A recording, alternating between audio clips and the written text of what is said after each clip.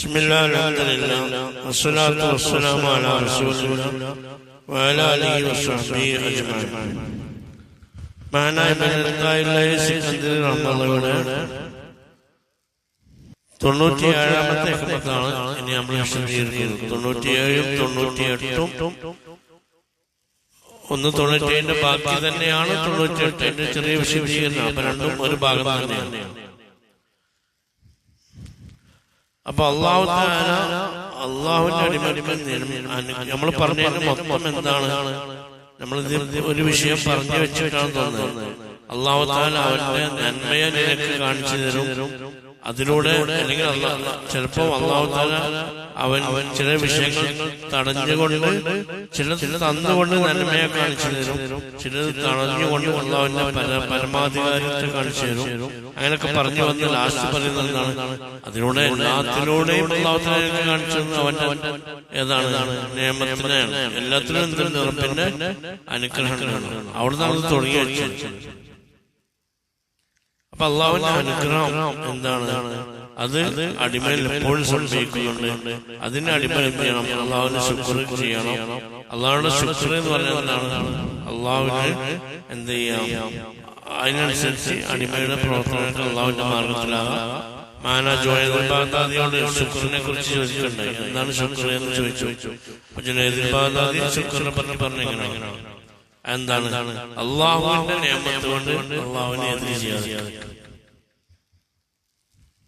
സാധാരണ ശുക്ർ നമ്മൾ എന്താ പറയാ? സംസ്കരിക്കുക, അല്ലെങ്കിൽ നല്ല വാക്കുകൾ പറയാ, നല്ല നിയത്ത് ഉദ്ദേശം ഉണ്ടാകാന്നൊക്കെ അല്ല. ജുനൈദുൽ ബഗ്ദാദിന്റെ അർത്ഥം വിശദീകരിച്ച അള്ളാഹു തന്ന നിയമത്ത് കൊണ്ട് അള്ളാഹുവിനെ എതിര് ചെയ്യാതിരിക്കുക, കുറെ നന്മ ചെയ്യാന്നല്ല പറഞ്ഞത്. അള്ളാഹു തആല തന്ന നിയമത്ത് കൊണ്ട് അള്ളാഹുവിനെ എതിര് ചെയ്യാതെ. അപ്പൊ അതിനെല്ലാം പെടും.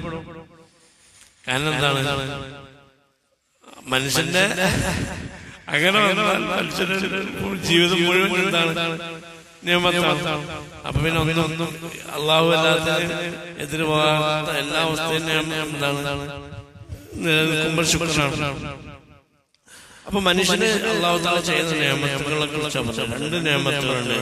ആ നിയമത്തിൽ നിന്ന് ഒരു സൃഷ്ടിയും ഇവിടെ എന്ത് ചെയ്യുന്നില്ല, ഒഴിവാകുന്നില്ല എന്ന് പറയുന്ന ഹിക്മത്താണ് ഇനി പറയുന്ന ഹിക്മത്ത്. 97ഉം 98ഉം അതാണ്. അപ്പൊ അതൊന്ന് നോക്കാം. വായിച്ചു. നിയമത്താനി മാ ഖറജ മൗജൂദുൻ അൻഹുമാ വലാ ബുദ്ദ ലികുല്ലി മുക്കവ്വിനിൻ മിൻഹുമാ നിയമത്തുൽ ഈജാദി വ നിയമത്തുൽ ഇംദാദി. നിയമത്താനി എന്ന അല്ലാഹു 2 നിയമത്തുകൾ, 2 അനുഗ്രഹങ്ങൾ. മാ ഖറജ അതിൽ നിന്ന് പുറത്തു പോയിട്ടില്ല. മൗജൂദുൻ അൻഹുമാ ആ 2 നിയമത്തിൽ നിന്നും ഒരു സൃഷ്ടിയും ഇല്ല, ഒഴിവായിട്ടില്ല. അള്ളാഹുവിന്റെ ഏതെല്ലാം സൃഷ്ടികളുണ്ടോ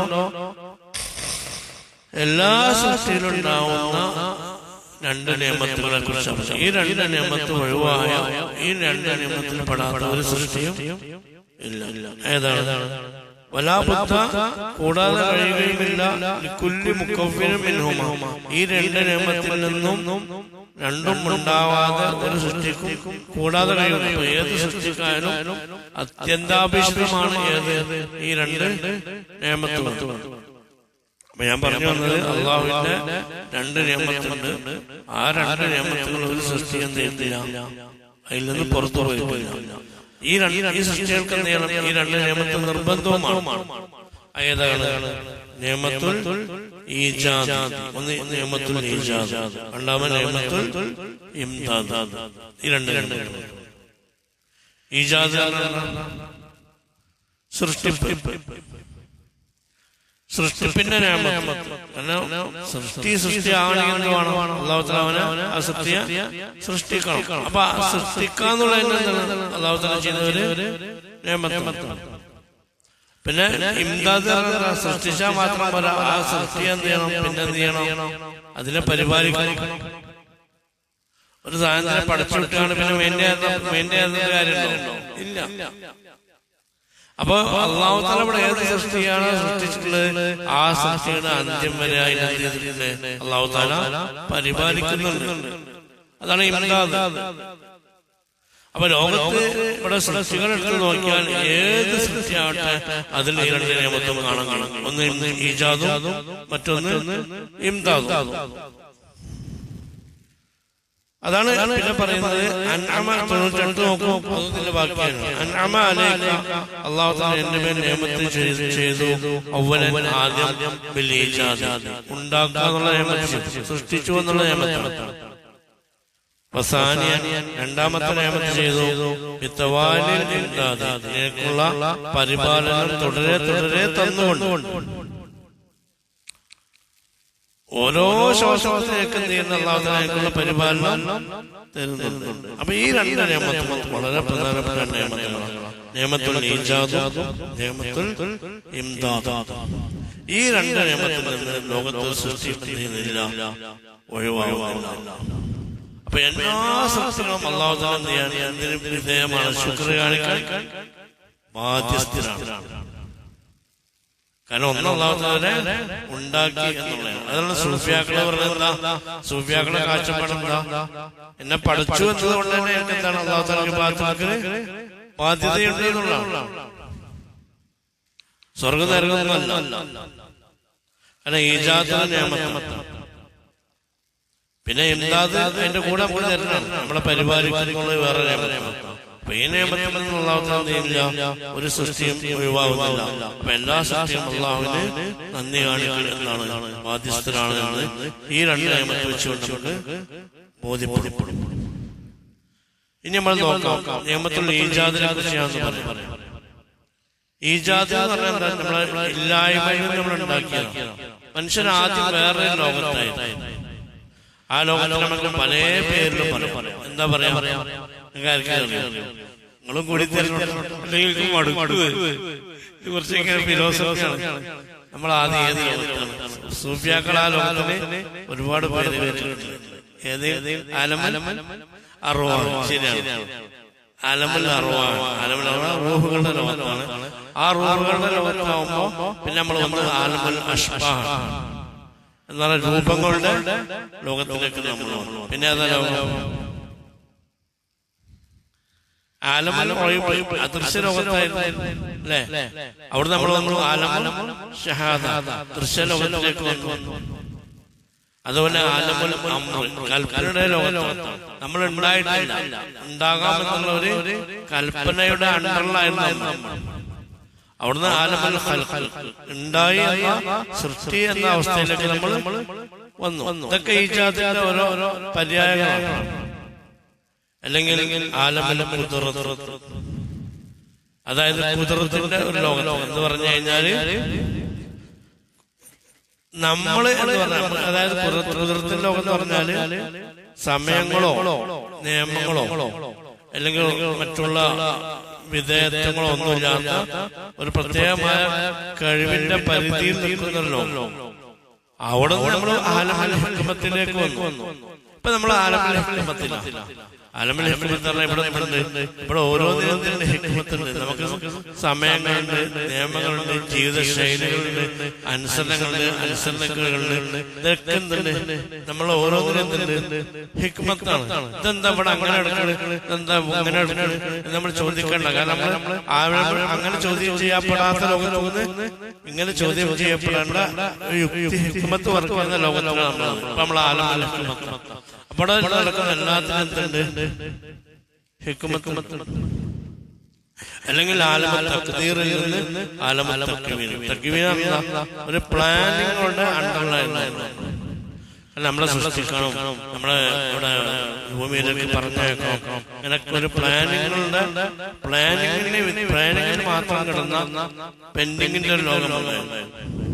ഇവിടെ ഭൂമിയിൽ ഒരു ഞാനുണ്ടാവണമെന്നും ഇവിടെ ക്ലാസ് എടുക്കണം എന്നൊക്കെയുള്ള ഒരു പ്ലാനിങ്ങിന്റെ ലോകത്ത് മുമ്പ് നമ്മളുണ്ടായിരുന്നു. ഇവിടെ ഇപ്പൊ ആ പ്ലാനിങ് നടപ്പിൽ വരുത്തുന്നത്. അപ്പൊ ആലമുൽ തക്വീൻ ആ പ്ലാനിങ് നടപ്പിൽ വരുത്തുന്ന ലോകത്താണ് ഇപ്പോൾ ആലമുൽ തഖ്ദീറായിരുന്നു. തഖ്ദീർ ആ ലോകത്തിൽ നിന്ന് നമ്മൾ എവിടെ വന്നു? ആലമുൽ തക്വീൻ ആ പ്ലാനിങ് നടത്തുന്ന നടപ്പിലാക്കപ്പെട്ട ലോകത്തിലേക്ക് വന്നു. അപ്പൊ ഈജാദ് ഇങ്ങനെ വ്യത്യസ്തമായ ലോകത്തിൽ നിന്ന് അല്ലാഹു തആല ഇതൊക്കെ അതിന്റെ ഓരോ നമ്മളെ ഇല്ലായ്മയുടെ വിവിധ ഘട്ടങ്ങളായിരുന്നു. ആ ഘട്ടങ്ങളിൽ നിന്ന് നമ്മളുണ്ടായ വിവിധ ഘട്ടങ്ങളിലേക്ക് അല്ലാഹു തആല എത്തിച്ചു. ഇതാണ് ശരിക്കും നിഅമത്തുൽ ഈജാദ്. ഇവിടെ മനുഷ്യൻ ഈ വിഷയത്തിൽ വളരെ പ്രത്യേകതയുള്ളതാണ്. മനുഷ്യൻ ഈ വിഷയത്തിൽ വളരെയധികം പ്രത്യേകതയാണ്. വ്യത്യസ്തമായ വിപരീത സ്വഭാവങ്ങൾ, സമ്മിശ്ര വികാരങ്ങൾ ഒരുമിച്ച് കൂടിയ ഒരു ജീവി ഈ വിഷയത്തിൽ ഏറ്റവും പ്രത്യേകത ഉള്ള വ്യത്യസ്ത സ്വഭാവങ്ങൾ ഒരുമിച്ച് കൂടിയ ജീവിയാണ് മനുഷ്യൻ. കാരണം എന്താണ്? അവിടെ നമ്മളെ സംബന്ധിച്ചിടത്തോളം നൂറും ദുൽമത്തും, പ്രകാശവും അന്ധകാരവും ഒരുമിച്ച് കൂടുന്ന രണ്ടും വളരെ പവർഫുൾ ആയിട്ട് ഒരുമിച്ച് കൂടുന്ന ജീവിയാണ് മനുഷ്യൻ. മൃദുലതയും കസാഫത്തും, ലുത്തുഫും കസാഫത്തും എന്ന് പറഞ്ഞാൽ അലിവിന്റെ സോഫ്റ്റ്നെസിന്റെ അങ്ങേയറ്റത്തേക്ക് പോകുന്ന ഒരു പ്രകൃതവും കാഠിന്യത്തിന്റെ ഇങ്ങേയറ്റത്തേക്ക് പോകുന്ന ഒരു സ്വഭാവവിശേഷത്തിന്റെ അവസ്ഥയും, ഇങ്ങനെ രണ്ട് വ്യത്യസ്ത സ്വഭാവവിശേഷങ്ങൾ ഒരുമിച്ച് കൊള്ളുന്ന ആളാണ് മനുഷ്യൻ.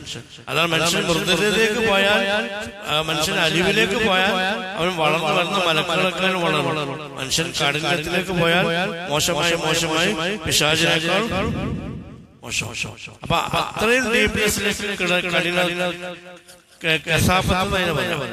സൂഫിയാക്കളെ പറഞ്ഞ പദം കട്ടിയെന്നാണ്.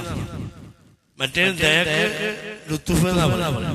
അപ്പൊ ഞാൻ സാങ്കേതിക പദം നോക്കും. അപ്പൊ കസാഫത്തിന്റെ ആ ഒരു അവസ്ഥയും ലുത്തുഫിന്റെ വേറെ അവസ്ഥയും രണ്ട് സമ്മിശ്ര വ്യത്യസ്ത പിന്നെ സ്വഭാവങ്ങൾ ഒരുമിച്ച് കൂടിയ ഒരു ജീവി, ഒരു പടപ്പ്. അള്ളാന്റെ പടപ്പിൽ ആര് മാത്രമേ ഉള്ളൂ? മനുഷ്യനുള്ളൂ. വേറെ ഒരു ജീവി, ഒരു പടപ്പടപ്പ്. മലക്കുകളില്ല.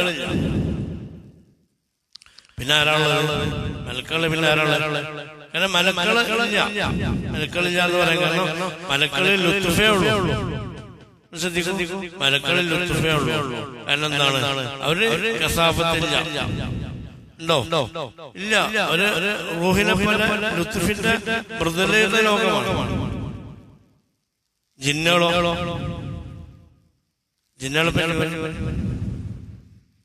ജിന്നുകളുണ്ടോ? ജിന്നുകളിൽ ഇത്ര വ്യത്യസ്തമായ വൈരുദ്ധ്യമായ, അത്രയും ഡീപ്നെസ്സിലുള്ള വ്യത്യസ്ത വൈരുദ്ധ്യ സ്വഭാവങ്ങളുള്ള അവസ്ഥ ജിന്നുകൾക്കില്ല. കാരണം ജിന്നുകൾ സൃഷ്ടിപ്പ് മലക്കാലത്ത് പ്രകാശമാണ്, ജിന്നുകൾ തീയാണ്. തീയിനെത്തില്ല. മനുഷ്യന്റെ ബോഡിന്റെ മണ്ണിന്റെ അത്ര കസാഫത്തില്ല. ഉണ്ടോ? ഈ തീന് മനുഷ്യന്റെ ശരീരത്തിൽ എത്ര കട്ടിയുണ്ടോ? മണ്ണിന് എത്ര കട്ടില്ല. അതുകൊണ്ട് തന്നെയാണ് ജിന്നുകൾക്ക് എന്താണ്, ജിന്നുകൾക്ക് മനുഷ്യന്റെ അത്ര വളരാൻ കഴിയില്ല. ജിന്നുകൾക്ക് മനുഷ്യന്റെ അത്ര വളരാൻ കഴിയില്ല. ജിന്നുകൾ മനുഷ്യന്റെ അത്ര ശ്രേഷ്ഠരല്ല.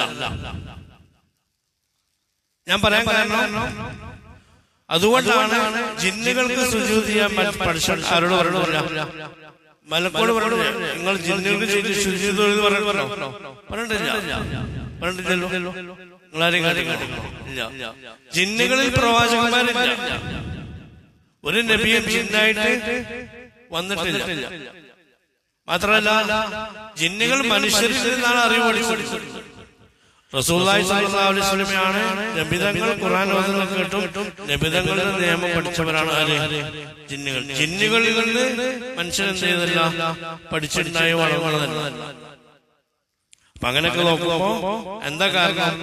നന്നാവുന്ന വിഷയത്തിൽ ജിന്നുകളെക്കാളും നന്നാവണം. തർബിയത്തിന് ജിന്നുകളെക്കാൾ തർബിയത്ത് കൊടുക്കാനും പ്രാപ്തരാണ് മനുഷ്യൻ. അതുകൊണ്ട് സ്വർഗത്തിൽ ആ സ്വർഗം ആർക്കുള്ളതാണ്? മനുഷ്യനുള്ളതാണ്. ജിന്നുകൾക്ക് വ്യത്യസ്തമായ വേറെ ഏരിയ എന്ന് വെച്ചിട്ട് ജിന്നുകൾക്ക് എന്തേ ഉള്ളൂ? ജിന്നുകൾക്ക് എന്താ ഉള്ളൂ? കുഫറും വിശ്വാസവും എന്തുണ്ട്? രണ്ടാമത് സ്വീകരിക്കും. പിന്നെ അതപകേടും അത് സ്വീകരിക്കും. അത്രേ ഉള്ളൂ. അതിനനുസരിച്ച് വിധേയമായ അത് അവർക്ക് മനസ്സിലാക്കി കൊടുത്തില്ല. അവർക്ക് തെക്ലീഫുണ്ട്. കുഫറും ഈമാനും തിരഞ്ഞെടുക്കാം. അതബും അതബുകളും തിരഞ്ഞെടുക്കാം. അങ്ങനെ നോർമൽ വളർച്ചയിലേക്ക് എത്താം. എന്നാലും സാധാരണ നോർമൽ മുഅ്മിനാ മനുഷ്യനേക്കാളും ഒന്നും കൂടി ആത്മീയമായി വളരാൻ ചിലപ്പോൾ ആർക്കും സാധ്യമാവും, ജിന്നുകൾക്ക് സാധ്യമാവും. പക്ഷെ മനുഷ്യനെ സംബന്ധിച്ചിടത്തോളം അവൻ അങ്ങനെയല്ല. മനുഷ്യൻ അള്ളാഹുവിന്റെ പ്രതിനിധിയായി നിശ്ചയിച്ചു, അള്ളാഹുവിന്റെ വിശേഷ സ്വഭാവങ്ങൾ ശ്രദ്ധിക്കാൻ പ്രതിനിധിയായി ഖലീഫയായി അള്ളാഹുവിന്റെ സിഫാത്തുകൾ ഇവിടെ ഉത്ഭവിക്കുന്ന ഉത്ഭവ സ്രോതസ്സായിട്ട് അതിന്റെ തജല്ലിയത്തിന്റെ പ്രഭവ കേന്ദ്രമാക്കിയിട്ടാണ് അള്ളാഹു തആല ആരെ പഠിപ്പിക്കുന്നത്? മനുഷ്യനെ പഠിപ്പിച്ചിട്ടുണ്ട്. അപ്പൊ മനുഷ്യനിലൂടെ സാധ്യമാകും. അപ്പൊ ജിന്നുകൾ വേറെ വർഗ്ഗമാണ്, വേറെ വിഭാഗമാണ്. ഒരാൾക്കാർ ജിന്നിനെ വൈത്താലൊക്കെ ജിന്നു പായില്ലെങ്കിലും മനുഷ്യൻ വളരാൻ അത്ര ഒന്നും ഏത് വളരാൻ കഴിയില്ല. ജിന്ന് വളരാൻ നമ്മൾ നിന്നാ ജിന്നുകൾ നമ്മളെത്തി വരും. ചില സൂഫിയാക്കളെ കൂടെ അവരെ മജ്‌ലിസിലൊക്കെ ജിന്നുകൾ പങ്കെടുക്കാറുണ്ട്. ഷെയ്ഖ് ജീലാനിയുടെ സദസ്സിലേക്ക് ജിന്നുകൾ നിരന്തരം വന്നിരുന്നു മശൂറായ സംഭവമാണ്. ആ കാലത്ത് ജിന്നുകളൊക്കെ പറഞ്ഞിരുന്നു, ഇന്ന് ഞങ്ങൾ ആരും വിളിക്കരുത് എന്ന് പറഞ്ഞിരുന്നു. കാരണം ജീലാനിയുടെ മജ്‌ലിസ് സംഭവിക്കുന്ന ദിവസമാണ്, അതുകൊണ്ട് അദ്ദേഹത്തിന്റെ മജ്‌ലിസിൽ ഞങ്ങൾ പങ്കെടുക്കണം എന്നുള്ളതാണ്. ജിന്നുകൾക്ക് അതാണ് ഇപ്പൊ പിന്നീട് വലിയ അത്ഭുത കഴിവായി പിന്നീട് നടക്കുകയാണ്. മനുഷ്യൻ നന്നായാൽ ജിന്നുകൾ നമ്മുടെ കൂടെ വരില്ല. മനുഷ്യനെ ഡിപ്പെൻഡ് ചെയ്തിട്ടാണ് അധികം ജിന്നുകൾ വളർന്നത്. പിന്നെ ശാക്തിക വിഷയത്തിൽ, കായിക വിഷയത്തിൽ മനുഷ്യരെക്കാളും ദ്രുതഗതിയിൽ സംഭവിക്കാനും പോകാനും വരാനുള്ള കഴിവുകൾ ആർക്കും ജിന്നുകൾക്ക്. ഞാൻ ആത്മീയ വിഷയമാണ് പറയുന്നത്. ഇനി മലക്കുള്ള മനുഷ്യനെടുത്ത് നോക്കൂ, മലക്കുള്ള മനുഷ്യനെടുത്ത് വെച്ചാലും മലക്കുകൾക്ക് ഒരു പരിധിയുണ്ട്. എന്നാണ് ഖുർആൻ പറഞ്ഞത്. മലക്കുകളെ കുറിച്ച് എന്താ പറഞ്ഞത്? ഞങ്ങൾക്ക് ഓരോരുത്തർക്കും നിശ്ചിതമായ ഒരു സ്ഥാനമുണ്ട്, ആ സ്ഥാനത്ത് ഞങ്ങൾ നിൽക്കുള്ളൂ, അതിന്റെ അപ്പുറത്തേക്ക് വന്നാൽ ഞങ്ങൾക്ക് കഴിയില്ല എന്നാ മലക്കുകൾ പറഞ്ഞു. മലക്കളോട് നമ്മളോട് പറയാൻ പറഞ്ഞത് ഖുർആൻ പറഞ്ഞത് അങ്ങനെ ഞങ്ങൾക്ക് നിശ്ചിതമായ ഒരു പൊസിഷൻ ഉണ്ട്, ആ പൊസിഷനിൽ ഞങ്ങൾക്ക് നിൽക്കാൻ കഴിയുള്ളൂ, അതിനപ്പുറത്ത് പോകാൻ കഴിയില്ല. അപ്പൊ മലക്കുകൾ എന്ന് പറഞ്ഞാൽ നൂറാണ്, പ്രകാശം. അത് ഏതുപോലെയാണ്? സ്ഫടികം പോലെ. സ്ഫടികം എന്ന സംഗതി എന്താണ്? അതൊരു പ്രാവശ്യം കഴിക്കാൻ തന്നെ അതിന്റെ ക്ലൈസ്റ്റേഴ്സ് കിട്ടും. പിന്നെ കുറെ ഇങ്ങനെ കേട്ടെന്താ കാര്യം? അപ്പോഴും ആ തളത്തുണ്ടാവുള്ളൂ. അപ്പൊ വല്ലാതെ കേൾക്കേണ്ട ആവശ്യമില്ല. അതുകൊണ്ട് മലക്കുകളെ നന്നാക്കണ്ട അല്ലേ? ബുദ്ധിയില്ലാത്തതല്ലേ ക്ലാസ് ഇങ്ങനെ കേൾക്കി വെളുപ്പിക്കേണ്ട ആവശ്യമുണ്ടോ? കാരണം അത് ഓരോരുത്തരും തുടച്ചത് അതിന്റെ പൊടി പോയാൽ നിങ്ങൾ എത്ര സോപ്പ് കഴിക്കാനും അതിനെന്താ കിട്ടുള്ളൂ? ഞാൻ പറഞ്ഞത് ശരിയല്ലേ? ആ തലത്ത് കിട്ടുള്ളൂ. മനുഷ്യൻ അങ്ങനെയല്ല. മനുഷ്യൻ എങ്ങനെയാണ്? മനുഷ്യൻ എന്ന് പറഞ്ഞാൽ സൂഫിയാക്കൾ പറഞ്ഞത് ബ്ലാക്ക് റൂബിയാണ്. ബ്ലാക്ക് റൂബി, യാക്കൂത്തും സൗദാഗറും. ലോകത്തെ ബ്ലാക്ക് റൂബികൾ ഉത്പാദിപ്പിക്കുന്ന രാജ്യങ്ങളുണ്ട്. ഇപ്പൊ മ്യാൻമറിൽ നല്ല ഉത്പാദിപ്പിക്കുന്നുണ്ട്. അതുപോലെ മൊസാംബിയ, ടാൻസാനിയ, ഈ സ്ഥലങ്ങളിലൊക്കെയാണ് ലോകത്ത് കറുത്ത യാക്കൂത്ത്. നമ്മൾ കറുത്ത യാക്കൂത്ത് എന്ന് പറയണം, പക്ഷെ കറുത്ത യാക്കൂത്ത് സംഗതിയുണ്ട്. അതിന്റെ പ്രത്യേകത എന്താ? അത് മണ്ണിൽ കിടക്കണ്ട ഒരു വലിയ കല്ലായിട്ടേ തോന്നുന്നു, ഒരു തരം മണ്ണും കട്ട പോലെ തോന്നും. ആ സാധനം ഖനനം ചെയ്ത് തിരിച്ചെടുത്ത് പുറത്തേക്കെടുത്ത് അത് നല്ലോണം കഴുകിയ ഒന്നുകൂടെ തിളക്കോളും. പിന്നെ അത് പൊട്ടിക്കും, പീസ് പീസാക്കി അതിങ്ങനെ എന്ത് ചെയ്യും? പോളിഷ് ചെയ്യും. പോളിഷ് ചെയ്ത് അതുണ്ട് സ്ഫടികത്തിനേക്കാളും തിളങ്ങും. ഈ കറുത്ത കല്ല് അങ്ങനെ ആവും, സ്ഫടികത്തിനേക്കാൾ തിളങ്ങും. ഈ അവസ്ഥയിലാകുവാൻ മനുഷ്യൻ. അതാണ് മനുഷ്യൻ വളരാൻ ഒരുപാട് അവസരമുണ്ട്, സാഹചര്യം ഉണ്ടാകാൻ കഴിയും. അപ്പൊ എന്ത് ചെയ്യും? അവൻ വ്യത്യസ്ത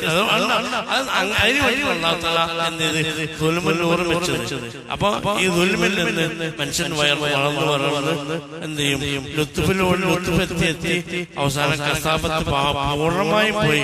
അവൻ പൂർണ്ണമായ പ്രകാശമായി മാറും. അല്ലാഹുമ്മ ജഅൽനി നൂറ വഫീ സമഇ നൂറ വഫീ ബസറി നൂറ. അല്ലേ? അവൻ പൂർണ്ണമായ പ്രകാശം. അവന്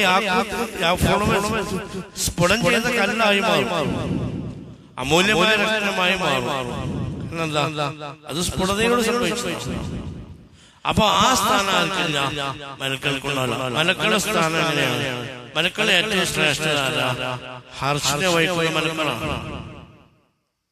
മലക്കളുടെ കൂട്ടത്തിൽ ഏറ്റവും ശ്രേഷ്ഠത ഹർഷിനെ മുഖറബീന മലക്കൾക്ക് ശേഷം ഹർഷിനെ വലിക്കുന്ന വഹിക്കുന്ന പത്രൽ ഹാഫീന മിൻ ഹൗലിൽ ഹർഷിനെ വഹിക്കുന്ന ചുമക്കുന്ന മലക്കളാണ്. അവരെക്കാളും ശ്രേഷ്ഠനാണ് ആര്? പ്രവാചകൻ.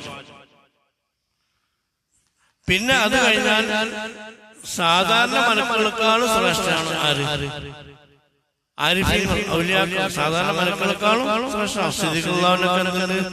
മലക്കൾ എത്രയോ മലക്കളെക്കാൾ ശ്രേഷ്ഠമാണ്. ഔലിയാക്കൾ ഇഷ്ടാസന്മാര് അള്ളാഹുവിനെ ഇഷ്ടമാണ്. അവരെ ഖിദ്മത്ത് ചെയ്യാണ് മലക്കൾ. അവരോട് സലാം പറയാൻ ക്യൂ നിൽക്കുകയാണ്. അവർക്ക് ഖിദ്മത്ത് ചെയ്യും മലക്കൾ. സ്വർഗത്തിലെ മനുഷ്യന്റെ ഖാദിമികളാണ്. സ്വർഗത്തിലെ മനുഷ്യൻ പരിപൂർണനാണ്. അപ്പൊ മനുഷ്യന്റെ ഖിദ്മത്തിന് വേണ്ടിയിട്ടാണ് അവിടെ ആരുള്ളത്? മലക്കളുള്ളത് അല്ലേ? അങ്ങനല്ലേ? സ്വർഗത്തിലെ മലക്കളുടെ ഖിദ്മത്തിനല്ലേ? ആണ്.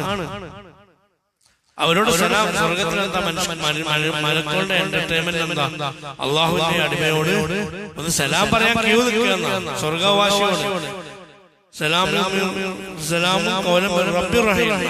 എന്താണ് മലക്കൾക്ക് അവിടെ ഏറ്റവും വലിയ സന്തോഷമുള്ള ഏർപ്പാടെന്ന് വെച്ചാൽ മലക്കൾ പറയുന്നത് ഈ സ്വർഗവാസികൾ ഞങ്ങളൊന്ന് സലാം ചെല്ലട്ടെ. അപ്പൊ സ്വർഗത്തിൽ നമ്മളങ്ങനെ പവറിലിരിക്കുമ്പോ മലക്കളോട് വെയിറ്റ് ചെയ്യും. ഓരോരുത്തരും വന്നിട്ട് എന്താ നമ്മുടെ സമ്മതിക്കും. എന്തിനാണ് മുഅ്മിനെ നിങ്ങളോട് ഞങ്ങൾ അള്ളാഹുവിന് വേണ്ടി അള്ളാഹുവിന് സലാം പറയാൻ വന്നതാണ്. അപ്പൊ നമ്മോട് സലാം പറയാൻ ക്യൂ നിൽക്കുക. എന്നാൽ സാധാരണ നോർമൽ മുഅ്മിനീങ്ങളെക്കാളും സ്ഥാനം സാധാരണ മലക്കുകൾക്ക് ഉണ്ട്. അപ്പൊ ഞാൻ പറഞ്ഞത് ഈ വ്യത്യസ്ത ഈ സ്വഭാവങ്ങൾ തന്നതുകൊണ്ടാണ്, ഈ ഈജാദ് നമ്മൾ എങ്ങനെ ആക്കിയതുകൊണ്ടാണ് നമുക്ക് നമുക്ക് അള്ളാഹുവിലേക്ക് വളരാൻ കഴിയുന്നത്. അപ്പൊ നമ്മൾ അള്ളാഹു നമുക്ക് ആദ്യം ചെയ്തത് നമ്മളെ ഈജാദിനെ കുറിച്ച് പരിശോധിച്ചു നോക്കും. അത് വലിയ നിയമത്തല്ല. നിങ്ങൾ ആലോചിച്ചു എന്ന് മുതൽ നമ്മളുണ്ടായത്? നിങ്ങൾ കൂടി തരുന്നുണ്ടോ? അല്ലെങ്കിൽ നമ്മൾ മുഴുവനാക്കാൻ കഴിയും. എന്നാണ് നമ്മളുണ്ടായത്? സമയം കഴിഞ്ഞോണ്ടിരിക്കുന്നു. എന്തുണ്ടായത്? എവിടെയും നമ്മളെ അലമൽ അറുവായിലോ വെക്കാം, അവിടുന്ന് തുറക്കം വെക്കാം അല്ലെ? അവിടുന്ന് എന്ത് ചെയ്തു? നമ്മൾ എവിടുന്ന് വിട്ടു? ആദം നബി ഇസ്ലാമിക്കാരുടെ കൂടി കൊണ്ടേ വെച്ച് ലോകത്തുള്ള മുഴുവൻ പടപ്പുകളോട് കൊണ്ടേ വെച്ച് ആദം നബിയോട് വന്ന് നമ്മളെ പിതാവിലേക്ക് എത്തി. അവിടുന്ന് നമ്മളെ മാതാവിന്റെ ഗർഭപാത്രത്തിലേക്ക് എത്തി. ഗർഭപാത്രത്തിൽ നിന്ന് ചെയ്തു നമ്മളെ രക്തകട്ടയായി, മാംസകട്ടയായി, പിന്നെ ഭ്രൂണമായി, അതിൽ ജീവൻ വന്ന് അതിന്റെ ശേഷം നമുക്ക് അവിടെ നമുക്ക് റിസ്ക് അല്ലാത്ത തരാണ്. അവിടുന്ന് തുടങ്ങി ഇംദാദ് ഇംദാദ് മറ്റുടനെ തുടങ്ങി. ഇംദാദായ പറയാൻ ഈജാദ് തുടങ്ങി വെച്ച് പിന്നെ ഇംദാദാണ്. അവിടുന്ന് അതൊക്കെ ഇംദാദാണ്. അത് റൂഹിന്റെ അവിടുന്ന് ആദം നബിയോട് വന്നതൊക്കെ ഇംദാദാണ്. അവിടെയൊക്കെ നമ്മളെ പരിപാലിക്കണം. പിന്നെ എന്ത് ചെയ്യണം? പിന്നെ നമ്മളെ ഈ ഗർഭപാത്രമുള്ള നമ്മളെ ഭക്ഷണം ആർത്തവം നിന്നു. സ്ത്രീകൾക്ക് ആർത്തവം ഗർഭിണിയായ സ്ത്രീക്ക് എന്തുണ്ടാവില്ല? ആർത്തവം ഉണ്ടാവില്ല. കാരണം എന്താ? ആർത്തവം സംഭവിച്ചാൽ എന്താ ഉണ്ടാവില്ല? ഗർഭപാളികൾ പൊട്ടി പുറത്തേക്ക് പോകും. അതാണ് മാസം രക്തത്തിലൂടെ പുറത്തേക്ക് പോകും. ശരീരത്തിൽ ഈ ഭ്രൂണത്തിന്റെ വശം എന്താ? ഈ ഗർഭപാളികളാണ്. അപ്പൊ ആർത്തവം സംഭവിക്കാത്തതുകൊണ്ട് എന്തുണ്ട്? ആ ഗർഭപാളികൾ അവിടെ കെട്ടിക്കെടുക്കും. അത് ആര് ഭക്ഷിക്കും? ഭ്രൂണം ഭക്ഷിക്കും. അതുകൊണ്ടാണ് ആർത്തവം നിൽക്കുന്നത്. ആ ആർത്തവം നിന്ന് സ്റ്റോപ്പ് ചെയ്ത് എന്തിന്? നമുക്ക് ഭക്ഷണം നമ്മളവിടെ വേണ്ടി പല ജോലി ചെയ്തിട്ടുണ്ടോ? ഇല്ലല്ലോ. ഒരു ടെക്നോളജി നമ്മളില്ലല്ലോ നമ്മളെ പരിപാലിക്കാൻ. അത് എന്താതാണ്? ഇതൊക്കെ ആരൊക്കെ ചെയ്യാം? ഈ കണ്ട വിഗ്രഹത്തിനൊക്കെ ചെയ്യാൻ കഴിയോ? അല്ലേ? ഇതൊക്കെ എന്താണ്? എന്താതാണ്? അങ്ങനെ നമ്മൾ പുറത്തു വന്ന് നമുക്ക് അപ്പം നമുക്ക് തിന്നാൻ കഴിയില്ല, ചമക്കാൻ കഴിയില്ല, ഒന്നും കഴിയില്ല. അപ്പൊ നമുക്ക് മുലപ്പാൽ തന്ന് അങ്ങനെ പിന്നെ നമ്മളെ നല്ലോണം നോക്കാൻ നമ്മളെ ശക്തി ഇപ്പത്തെ സ്വഭാവം നോക്കണേ. മാതാപിതാക്കൾ ചിലപ്പോ നമ്മളെന്താവില്ല ഇങ്ങനെ ഇടങ്ങാറ് ഇവരെ നോക്കട്ടെ പുറത്തുവരട്ടെ ചില സ്വഭാവം കാണിക്കുമ്പോ. പക്ഷെ ഒന്നാവുന്നില്ലല്ലോ. അവരെ മനസ്സിൽ വളരെയധികം കൃപയിട്ട് നമ്മോട് സ്നേഹം കൊടുക്കും. അവരെക്കാളും അവരെ മറന്ന് അല്ലെ? മാതാക്കൾക്കുള്ള സ്നേഹം എന്താ? അവരെ തടി മറന്ന് നമ്മളെ നോക്കി, നമ്മളെ പരിപാലിച്ച്, നമ്മളെ പ്രായപൂർത്തിയാവുന്നവരെ നോക്കി, പിന്നെ നമ്മളെ യുവാവായി നമ്മളെ കാര്യങ്ങളൊക്കെ നമ്മൾ ഏറ്റെടുത്ത്, പിന്നെ നമ്മളെ ശരീരത്തിൽ ജീവിച്ച് നമ്മൾ പ്രായമായി മരണപ്പെട്ട് അങ്ങനെ എന്ത് ചെയ്തു? അല്ലാഹുവിന്റെ കോടതിയിലേക്ക് കൊണ്ടുപോയി നമ്മളെ ശിക്ഷകൾ ഒഴിവാക്കി അവൻ നമ്മളെ കാരുണ്യത്തിൽ പൊഞ്ഞ് സ്വർഗത്തിലേക്ക് പോയി നമ്മളെ മുമ്പിൽ അവനെ അവന്റെ മറകൾ നീക്കി. അതുവരെ നമ്മൾ ഇംദാദ്. എന്താ ഇംദാദ്? അവസാനം എന്താണ്?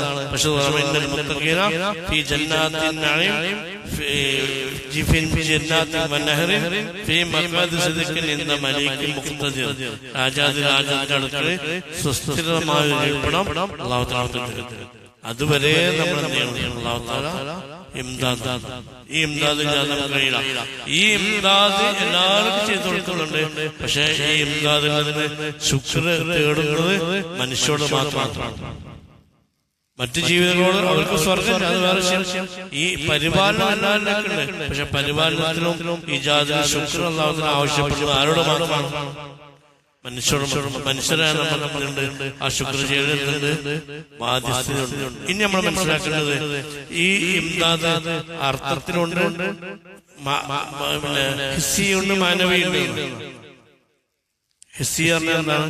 നമ്മൾ കാണുന്ന ഇംദാദുണ്ട്, അർത്ഥത്തിലുള്ള ഇംദാദുണ്ട്. അതായത് നമുക്ക് നമ്മൾ കാണാത്ത ഇംദാദുകളാണ്. ഏത്? പണ്ടുകൊണ്ട് കാണാത്ത ഇംദാദുകളാണ് ഇസ്ലാമിക ശരീഅത്ത്, ഈമാനികമായ ആത്മീയമായ വളർച്ച. ഇതൊക്കെ നമുക്ക് പരിപാലനമാണ്. നമ്മള് ശരീരത്തിന്റെ ഹിസ്സിയായ ഈജാദാണ് സൃഷ്ടിപ്പ് തൊട്ട് മരണം വരെയുള്ളത്. മാനവികമായ ഈജാദാണ് ഹിദായത്ത്, തൗഫീഖ്. എന്തുണ്ട്? ആത്മീയമായ റൂഹിന്റെ ഭക്ഷണം. ഇതൊക്കെ അല്ലാഹു തആല തരുന്നില്ലേ? ഓരോ സമയത്തും എന്താണ്? മാനവികമായ ഈജാദാണ്. അത് നിർത്താൻ പോവാണ്. ഈ മാനവികമായ ഇംദാദ് എന്ന് പറഞ്ഞാൽ നമ്മൾ കാണാത്ത, നമ്മളൊക്കെ ഈ അവസ്ഥയിൽ മാനസികമായ അനുഭൂതിയിലെത്തുന്ന ഇത് അല്ലാഹു തആലയുടെ ഇംദാദാണ്. അത് അവന്റെ സപ്പോർട്ടിങ് കൊണ്ട് മാത്രം നമ്മൾ ഇങ്ങനെ ചെയ്യുന്നത്. ഈ ഇംദാദിൽ മനുഷ്യർ 3 രീതിയിലാണ്. ഒന്ന് എന്താണ്?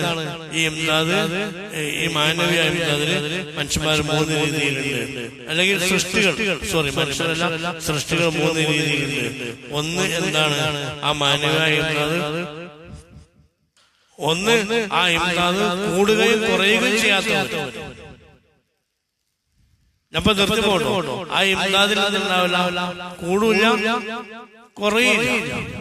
സൃഷ്ടികൾ അങ്ങനെ ഉണ്ട്. അതാണ് ആര്? മലക്കുകൾ.